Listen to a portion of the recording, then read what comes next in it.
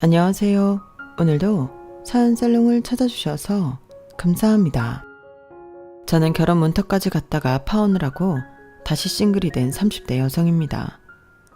예정대로였다면 저는 지금쯤 결혼을 하고 남편과 3년차 신혼생활을 하고 있을 텐데요.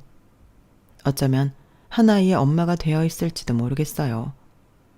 하지만 사람 일이 마음처럼 되지 않는다고 이래저래 많은 이유로 저는 아직 싱글의 인생을 살고 있는데 돌이켜보면 아직 30대지만 제 인생은 충분히 다사다난했답니다. 단도직입적으로 말씀드리자면 저는 입양아였거든요. 요즘은 부모가 있지만 시설에 버려지는 아이들도 많다고 하던데 저는 철저하게 부모가 누군지도 모르는 갓난아이였을 때부터 시설에 있었대요. 그래서 이름도 생일도 구하원 원장님이 만들어주셨다고 들었는데요. 사실 이런 사실도 저는 까맣게 몰랐어요. 앞서 말씀드렸듯이 제가 돌이 막 지났을 때 지금의 부모님에게 입양되었기 때문에 저는 제가 그런 출생의 비밀이 있는 줄도 몰랐죠. 그러다 제가 중학교 2학년 때 친할머니로 하여금 모든 사실을 알게 되었는데요. 그때 들었던 말은 잊을 수가 없어요. 지 근본도 모르는 게 어찌 지 주제도 모르고 설칠까. 너는 최대한 내 눈에 띄지 마. 넌 여기 올 자격도 없는 존재야. 여기가 어디라고?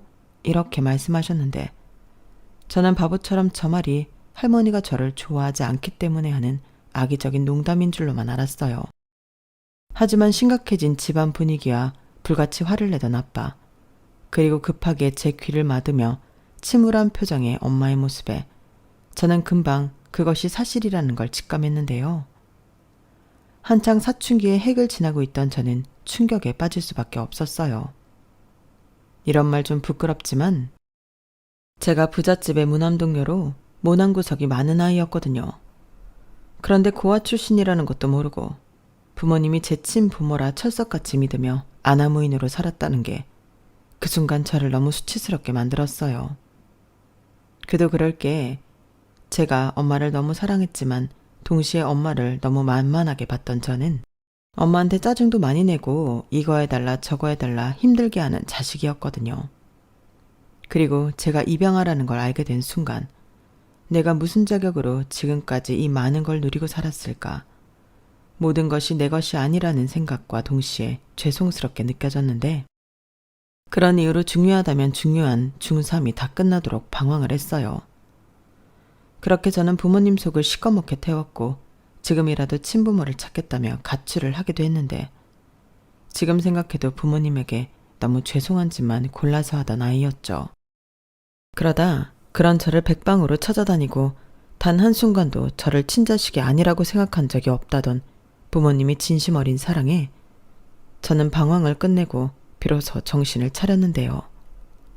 그때 제가 왜 입양을 오게 되었는지 부모님의 사정을 알게 되었어요. 사실은 엄마가 아기를 낳을 수 없는 몸이었어. 그래서 할머니가 엄마 같은 며느리 안 된다고 아빠랑 헤어지라고 했는데 그래서 엄마도 진짜 헤어지려고 했었지. 근데 아빠가 어떻게 그럴 수 있냐고 엄마를 붙잡았고 그 뒤부터 할머니랑 사이가 별로 안 좋았는데 선영이도 알다시피 할머니가 아빠를 엄청 위하잖아. 하나밖에 없는 아들이라 더 그래. 오죽하면 고모들도 서운할 만도 한데 이젠 다 그러려니 하잖아. 그런 아빠가 할머니 말도 안 듣고 아이를 원했던 엄마를 위해 입양까지 했으니 그걸 내내 마음속에 담아두고 계셨나 봐. 선영이 기억할지 모르겠는데 할머니랑 다시 연락하고 왕래하기 시작한 게 선영이가 학교에 간 이후였거든. 기억나. 그래서 나는 외갓집만 있는 줄 알았는데 갑자기 할머니 집에 가자고 해서 깜짝 놀랐어. 그래, 그때 할머니가 아빠가 너무 보고 싶다고 다 받아들이겠다고 했었거든. 근데 그게 시간이 지나면서 할머니 마음처럼 안 됐나 봐. 손녀로 인정하지 못하시더라도 굳이 네 앞에서 그러실 필요는 없었는데. 참, 그 양반도 안 변하네. 우리 딸 많이 놀랐지? 근데 엄마랑 아빠는 단 한순간도 우리 딸이 남의 딸이라고 생각한 적 없었어. 그래서 평생 알릴 생각도 없었는데 이렇게 알게 해서 미안해. 아니야. 나야말로 고맙지. 난 그런 줄도 모르고 엄마한테 함부로 하고 나 좋은 것만 했잖아. 근데 엄마는 그런 애가 안 미웠어? 난 엄마 친딸도 아니잖아. 무슨 소리야. 방금 말했잖아. 엄마는 그런 생각 한 번도 한 적 없어. 엄마는 그저 우리 딸이 엄마 곁에 있어서 너무 좋기만 했는걸? 그래서 가장 좋은 것만 해주고 싶었고 가능하면 세상의 모든 힘든 일로부터 지켜주고 싶었는데 그걸 잘 못했네. 아니라니까. 나야말로 복이 넘치는 애였네. 그런 것도 모르고. 엄마 속상하게 해서 미안해. 그리고 고마워. 나 이쁘게 키워줘서. 내가 앞으로 진짜 잘할게. 아빠한테도 엄청 잘할 거야. 그래서 엄마 아빠한테 평생 효도하는 딸이 될 거야. 두고 봐. 그래, 말만 들어도 너무 좋다. 근데 선영아, 무리는 하지 마. 원래 부모 자식 간은 굳이 열심히 하지 않아도 되는 거거든. 엄마 말 무슨 뜻인지 알지? 우리 달라지는 거 하나도 없어. 아빠도 마찬가지고. 우리 앞으로도 셋이서 행복하게 잘 살자. 엄마는 다 큰 저를 품에 꼭 안아주며 목이 메었지만 겨우겨우 말을 끝냈어요. 그리고 저는 그 순간부터 결심했는데 엄마는 앞으로 달라지는 건 없다고 했지만 저는 달라지기로 마음먹었죠. 다시 공부를 열심히 하기로 마음먹었거든요. 사실 그동안은 제가 머리가 나쁘다고 생각해서 열심히 할 생각을 하지 않았는데 지금 당장 엄마 아빠를 기쁘게 할 수 있는 일이 그때 당시는 공부밖에 없는 것 같았어요. 그래서 실업계학교에 진학했음에도 대학 준비를 하기 시작했는데요. 3년을 착실하게 공부를 하니 거짓말처럼 서울 안에 꽤 이름 있는 4년제 대학에 입학할 수 있었어요. 그리고 저희 부모님은 이게 꿈이냐며 크게 기뻐하셨는데요. 제가 대학에 입학하는 날 찍은 사진만 봐도 두 분이 얼마나 신나셨는지 고스란히 느껴질 정도였어요. 그리고 철이 닫은 저는 제가 입양하였던 뭐든 상관없이 부모님의 딸로서 사랑받으며 살았죠. 비록 친할머니와는 여전히 사이가 나빠 다시 척을 지고 지내게 되었지만 저희 아빠는 상관없다고 하셨어요. 그런데 저희 아빠가 하던 사업이 할아버지한테 물려받은 사업이었고 그 탓에 완전히 자유로울 수는 없었는데요. 욕심 많은 고모들 때문에도 골치가 아팠죠. 하지만 언제나 위기를 기회로 만들며 회사를 키우던 아빠는 집에 오시면 회사에 무슨 일이 있던 없던 상관없이 늘 가족들 사이에서 가장 웃긴 사람이 되었는데 그 때문에 저희 가족은 모였다 하면 늘 웃음꽃이 피었어요. 그렇기 때문에 다른 사람들도 저를 마냥 부잣집에 사랑만 듬뿍 받고 자란 외동딸로만 알고 있었는데요. 저도 굳이 제가 입양하라는 걸 밝히지 않았어요. 사실 대학에 들어갔을 때 숨길 일도 아니라고 생각했던 저는 친해진 친구나 선배들에게 제가 입양된 아이라는 걸 이야기했는데 그 후로 태도가 달라지더라고요. 솔직히 그때는 아무렇지 않은 척했지만 상처였는데요. 그런 일을 몇 번 당하다 보니 굳이 제 아픈 이야기를 할 필요가 없다고 생각했어요. 그리고 그런 불편한 말을 하지 않으니 저는 주변에 사람들도 많고 회사 생활도 아무런 문제가 없었는데 그러다 문제의 그 남자를 만나게 되었죠. 그 남자는 저희 회사 거래처 담당 직원이었는데 처음부터 묘하게 통했어요. 말도 잘 통하고 분명 업무 때문에 만났는데 시간 가는 줄 모르고 심지어 헤어질 때 아쉬운 마음마저 들더라고요. 그러다 그날은 그 남자 업무로 만나 이야기하고 바로 퇴근이라 어쩌다 보니 둘이 식사를 하게 되었어요. 그리고 그날 완전 눈이 맞아버렸는데요. 알고 보니 그 남자도 저한테 관심이 엄청 많았더라고요.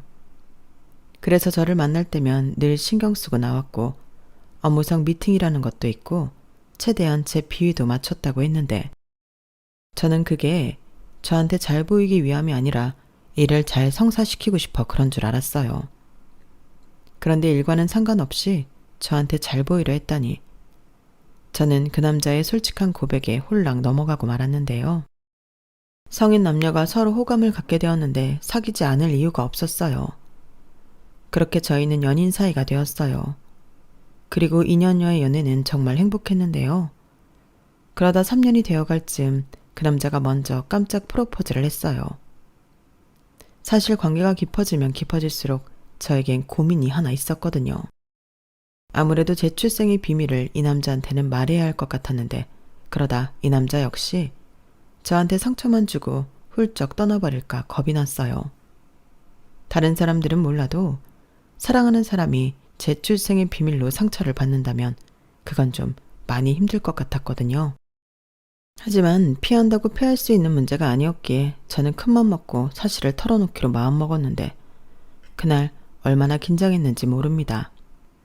저기 나 할 말이 있는데 내 프로포즈에 대한 답해주는 거야? 나 이럴 줄 알았으면 더 잘 꾸미고 올걸. 아니 그게 있잖아. 나 자기한테 해야 하는 말 있어. 그게 뭐냐면 뭔데 이렇게 뜸을 들여. 왜? 자기 집 망했어? 뭐? 갑자기 그게 무슨 말이야. 우리 집이 왜 망해? 농담이야. 자기가 하도 얼어있길래 그냥 해본 말이지. 뭔데? 나는 자기가 하는 말이면 다 상관없으니까 편하게 말해. 뭔데? 놀라지 마. 나 사실 우리 부모님이 친부모님이 아니야. 아기 때 입양됐어. 뭐? 그게 정말이야? 나도 중학교 때 알았는데 엄마가 아이를 낳지 못해서 나를 입양하게 됐대. 근데 난 진짜 그런 건 생각도 못할 정도로 사랑만 받고 컸거든. 자기 많이 놀랐지? 남자친구가 된 그 남자는 제 말에 꽤나 놀란 듯 바로 대답하지 못했어요. 하지만 이내 방긋 웃으며 그랬구나. 자기 부모님 정말 대단하시다. 존경스러워. 라고 했는데요. 그 후에도 자기는 제가 입양하건 친자식이건 상관없다고 했어요. 그러면서 또 그딴 게 뭐가 중요해. 내 앞에 있는 이선영이라는 사람이 제일 중요하지. 다른 사람들은 자기 조건이 너무 좋으니까 나더러 집안 보고 만나냐고 하지만 나는 진짜 순수하게 자기가 좋아서 만났어. 근데 오히려 자기가 그런 비밀이 있다고 하니까 더 홀가분하다. 그럼 이젠 내가 내 마음이 진실하다는 걸 사람들한테 증명할 수 있잖아. 라고 했는데 그 말을 들었을 땐 저 역시 세상을 다 가진 듯 기뻤어요. 그래서 내가 남자 하나는 정말 잘 만났구나. 집에 가서도 부모님에게 자랑할 정도였는데요. 그 후 예비씨 댁에 인사를 갔을 때도 예비씨 부모님은 저를 정말 환대해 주셨어요. 그리고 예비씨 어머니는 당신 아들한테 들었다며 저희 부모님은 정말 대단하신 분들이라고 평생 잘해드려야 한다고 말씀하셨는데 어찌나 인자하시고 사랑이 넘치시는 분이었는지 이런 집이라면 하루라도 빨리 시집와서 한 가족이 되고 싶은 심정이었어요.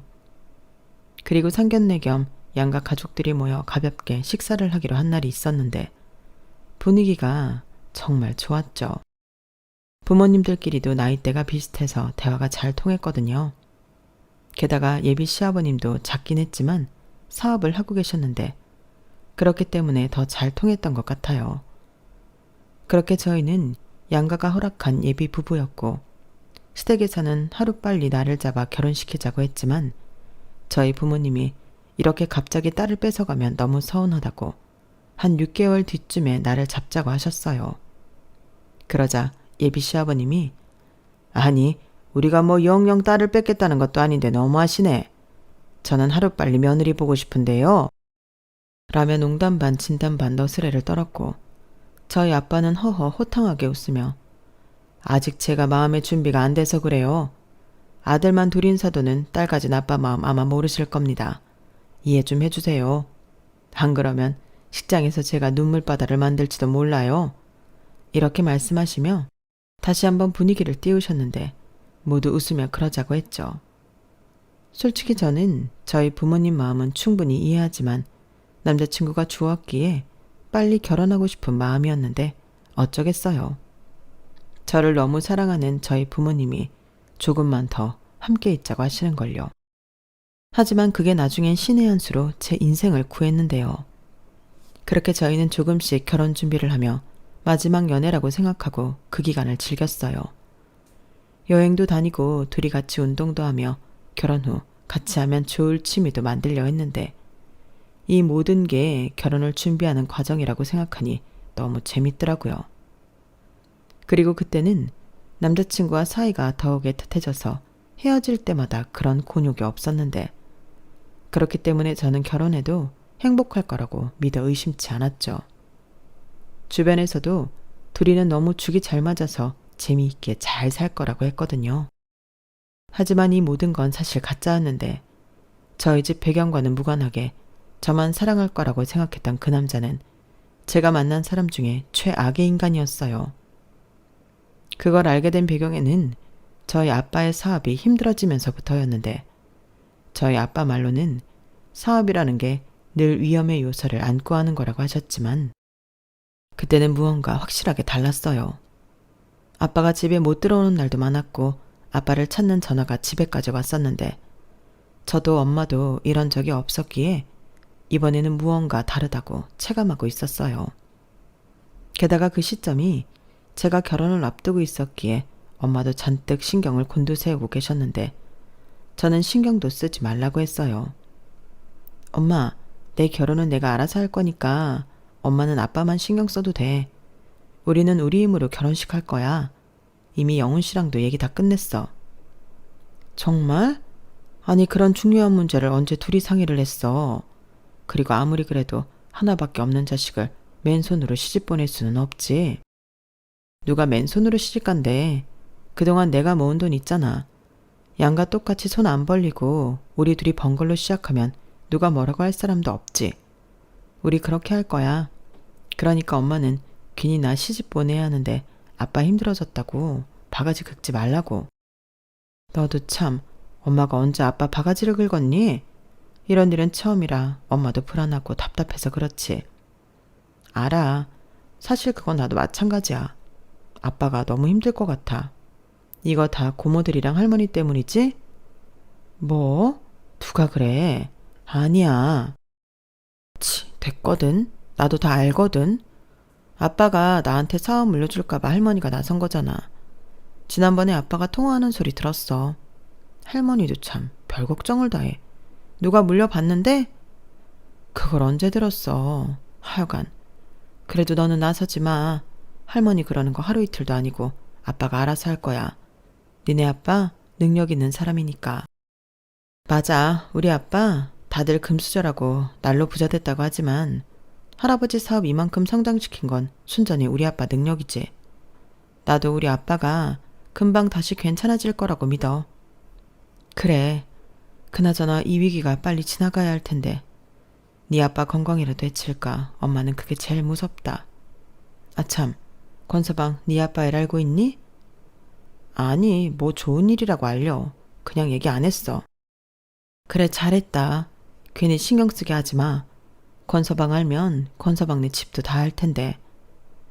저희 엄마는 아직 결혼식을 올리기 전이었지만 이미 남자친구를 당신의 사위라고 생각하고 계셨어요. 그래서 어느 순간부터 제 남자친구를 자연스럽게 권서방이라고 불렀는데요. 처음에 그 호칭을 들었을 때 저는 깜짝 놀랐지만 남자친구는 입이 찢어져라 좋아했어요. 그리고 저는 불필요하다 생각해서 말을 하지 않았지만 남자친구는 저희 아빠 사업이 힘들어지고 있다는 걸 이미 알고 있었는데 그때는 몰랐지만 예비 시아버님이 저희 아빠 사업에 숟가락을 얹고 있었다 하더라고요. 그러니 돌아가는 추세를 제가 말하지 않았어도 예비 시아버님이 알고 있었는데 처음엔 대수롭지 않게 생각하다 상황이 많이 어려워지는 것 같다 판단했는지 이윽고 저에게 괜찮은 거냐고 묻더라고요. 아버님 사업이 많이 어렵다며. 무슨 일인데? 그거 어떻게 알았어? 나도 잘 몰라. 모른다고? 어쩜 자기는 아버지 사업에 대해서 남 얘기하듯이 그래?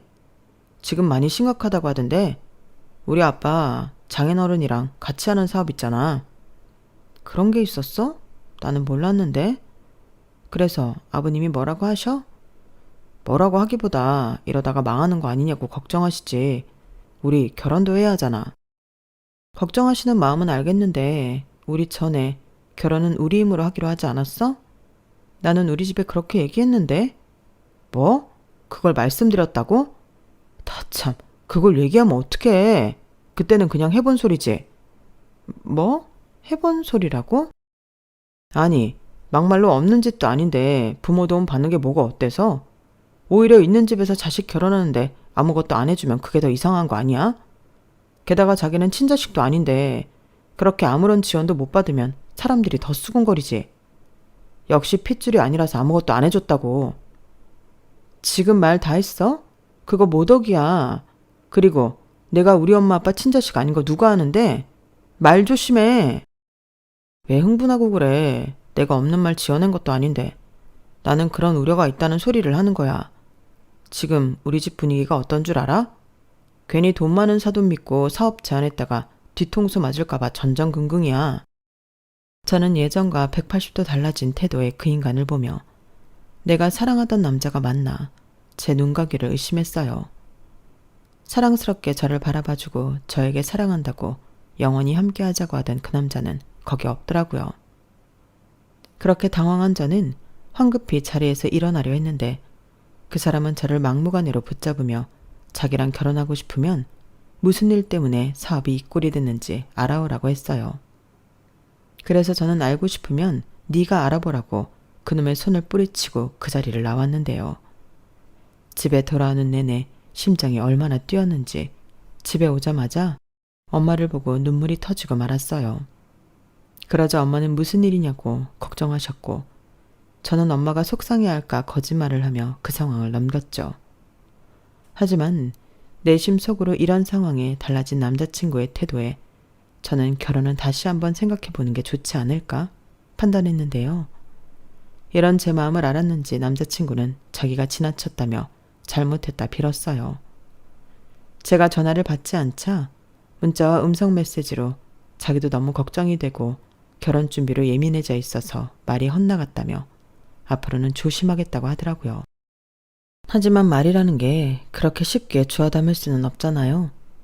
저는 한동안 남자친구의 연락도 피하며 앞으로 어떻게 하면 좋을지 혼자 고민의 시간을 갖기로 했어요. 그러는 사이 저희 아빠는 최후의 수단으로 갖고 있던 땅과 건물을 처분해 회사를 지키기 위해 고군분투하셨는데요. 안타깝게도 그런 노력에도 불구하고 저희 아빠 사업은 정말 많이 어려워졌어요. 불과 몇 개월 사이 그 바닥에서는 망했다는 말이 나올 정도로 힘들어졌는데 아빠가 며칠 사이 살이 쪽 빠지셨죠. 그리고 다 죽어가는 얼굴로 집도 팔아야 할 것 같다며 이사를 가야 한다 하셨는데 엄마는 괜찮다고 벌써 그럴 수도 있다는 생각에 외가의 얘기에 작은 빌라 월세를 알아보고 있었다고 하시더라고요. 그 말을 듣는데 그 심정이 얼마나 힘들었을까 제가 너무 미안했는데요. 엄마는 오히려 무슨 소리야. 당연히 아빠가 힘들면 엄마라도 술을 내야지. 나 이래봬도 사업하는 남자 와이프로 30년 가까이 산 여자야. 라며 씩씩한 모습을 보이셨어요. 그러자 아빠 우리들 몰래 눈물을 훔치셨는데 이런 게 부부구나 그런 생각이 들더군요. 힘들어도 기꺼이 그 고생을 함께하고 괜찮다고 말할 수 있는 게 너무 멋있어 보였어요. 그리고 이런 분들이면 정말 사업이 망했다 하더라도 금방 재기하실 수 있다고 믿어 의심치 않았는데 며칠 뒤 예비 시어머니에게서 만나자고 연락을 하셨어요. 결혼에 관해 할 말이 있다며 저더러 집에 올 필요도 없고 당신이 제가 근무하는 회사 앞으로 오시겠다고 했는데요. 그때 촉이 딱 오더군요. 우선 그 목소리부터도 전에는 듣지 못한 찬바람이 쌩쌩 불었거든요. 그리고 저희 집 사업이 더 힘들어졌다는 걸 그 집안이 모를 리가 없다고 생각했는데 역시나는 역시나였어요. 아버지 사업이 많이 힘들다고? 가진 거 다 팔고 집도 판다는 소리 들었다. 네, 그렇게 됐어요. 너는 참 우리 아들 말처럼 태평하구나. 뭐 믿는 구석이라도 있니? 아니면 친부모가 아니라서 그런가? 어머니, 말씀 좀 가려서 하세요. 친부모가 아니라뇨. 맞잖아. 다 아는 걸 이제 와서 왜 그러니? 우리도 너희 집 때문에 피해가 이만저만이 아니다. 물론 니네 집처럼 쪽박을 찰 수준은 아니지만 아니 무슨 구멍가게도 아니고 몇 달 사이에 회사가 망해? 사실은 다 거품이었던 거 아니니? 그래서 하시고 싶은 말씀이 뭐예요? 저희 집이 어려워져서 이젠 제가 싫다는 말씀 하시러 오셨나요? 호모? 얘는 사람을 뭘로 보고? 나 그런 후진 사람 아니다. 근데 내가 내내 마음에 걸리는 게 있어서 그래. 너 친부모는 누군지 아니? 네? 갑자기 그게 무슨 말씀이세요? 아니, 누가 그러는데 유전병이라는 게 있다고 하더라고. 너는 안 걸렸어도 한 달을 건너서 걸리는 유전병도 있다고 하고. 그걸 알려면 아무래도 네 친부모에 대해 내가 좀 알아야 할 것 같아서. 저도 몰라요. 평생 만난 적도 없고 만날 생각도 없어요. 그래? 보통 고아들은 자기 낳아준 부모를 궁금해한다고 하던데 어째 너는 참 별난 것 같다. 양부모 사업 미망하든 관심도 없어. 자기 낳아준 친부모는 궁금하지도 않아. 어머니! 목소리 낮춰. 내가 너보다 한참 어른인데 이게 무슨 하극상이니? 그리고 네가 이렇게 나오니 나도 더는 할 말이 없다. 그냥 쉽게 얘기할게. 이 결혼 없던 걸로 하자. 나는 그런 불안을 안고 너를 가족으로 받아들일 수 없단 말이지. 이미 우리 아들도 니네 아버지 사업 내리막이라고 마음 접은 것 같은데 피차 더 피해 커지기 전에 우리 이만 관계 청산하자. 나중에 고소장 쓰고 재판 가고 그럴 수도 있는데 서로 껄끄럽잖니? 결국엔 하고 싶었던 말씀은 그거였네요. 친부모 유전병 어쩌고 다 핑계잖아요. 그리고 저 역시 결혼하고 싶은 마음 없어요. 하나를 보면 열어라는데 엄마가 이렇게 몰상식한데 그 아들은 오죽하겠어요? 안 그래도 저도 결혼 엎을 생각이었어요. 제가 먼저 말했는데 그건 아들한테 못 들었나 보네요. 꼴에 자존심에 말을 못했나? 뭐야? 이런 근본도 모르는 것이 어디 어른 앞에서 그 하찮은 입을 놀려? 너는 네 주제 파악을 좀 할 필요가 있어. 아무리 양부모가 부자면 뭐하니? 그 잘난 집도 망해버렸고 호박에 줄 긋는다고 수박되는 거 아니지? 나는 그냥 부모가 버린 고아야.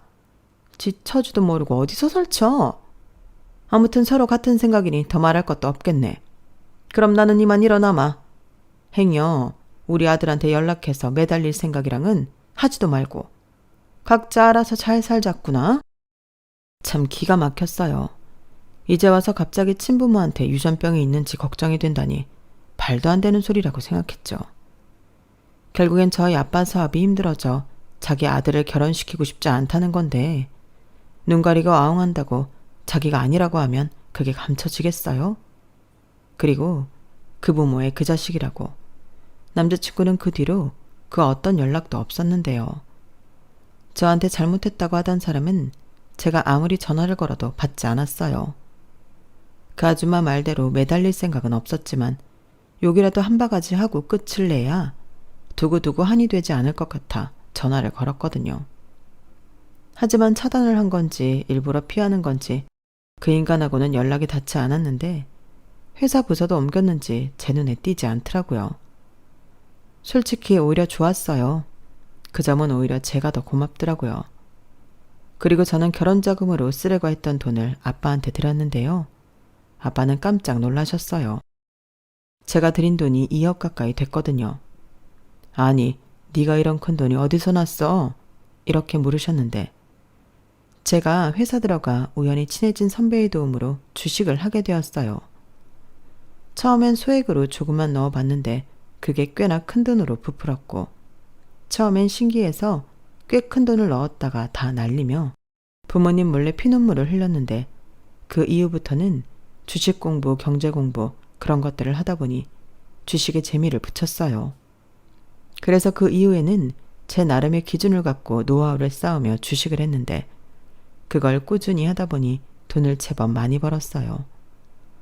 물론 은행 상품으로 저금을 한 돈도 일부 있었고요. 그렇기 때문에 빌어먹을 남자친구가 땡전 한 푼 없다고 해도 제 힘으로 결혼을 준비할 생각까지도 있었는데 그 인간은 철저하게 제가 아닌 제 배경에 침을 흘렸던 거고 이렇게 그 쓰레기 인간들을 거를 수 있게 되어 저는 오히려 잘 되었다고 생각했는데 그 인간들이 저와 저희 가족의 애군이었던 건지 그 인간들이 자기들이 알아서 쓱 빠지자 저희 아빠 사업은 다시금 활기를 찾기 시작했어요. 그건 저희 아빠한테서 회사를 뺏어가려던 고모랑 고모부들도 어쩔 도리가 없었는데 저희 아빠와 오랜 기간 거래했던 사람들이 저희 아빠를 돕기로 마음을 먹었다며 물신양면으로 돕기 시작하셨거든요. 평소 사업을 하시긴 하지만 돈보다 신용과 신뢰를 목숨보다 더 중요하게 생각했던 결과였는데요. 거짓말처럼 아빠의 사업은 빠른 시간 회복세로 돌아섰어요. 그 덕에 이사도 가지 않아도 되었고 아빠는 더욱 당찬 모습으로 회사를 살리셨는데 그러면서 제가 파혼하게 된 경위를 알게 되었죠. 결혼이 집안 내 집안의 문제이니만큼 저는 제가 모은 돈을 들이며 파혼하게 된 모든 이야기를 자세히 말씀드렸거든요. 그러자 저희 부모님은 전에 회사가 어려웠을 때보다 더 많이 표정이 좋지 않았는데요. 이런 이유 때문인지 저희 아빠는 누구나 실수를 한다며 용서를 미덕으로 알던 것과는 다르게 철저하게 복수를 하기 시작했어요. 예비 시아버지였던 그 남자의 집안에도 큰 어려움을 선물하기로 하신 거죠.